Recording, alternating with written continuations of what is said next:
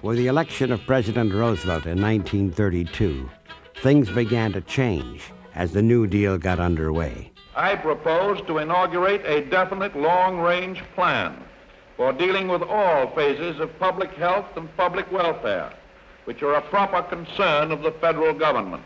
The passage of the National Recovery Act created thousands of new jobs, and the Wagner Act made it lawful for workers to organize and engage in collective bargaining.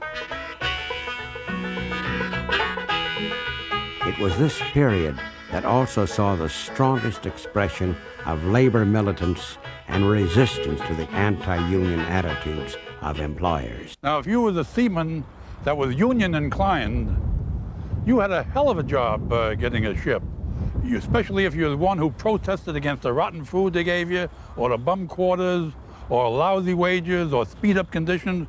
Hell, they immediately blacklisted you.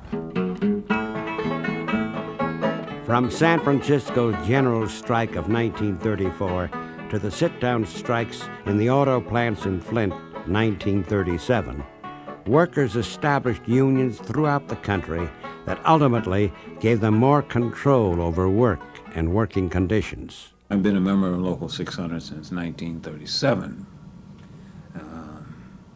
I worked in the foundry at the Ford Rouge plant in order to get improved working conditions. That was one of the slogans of the CIO organizers.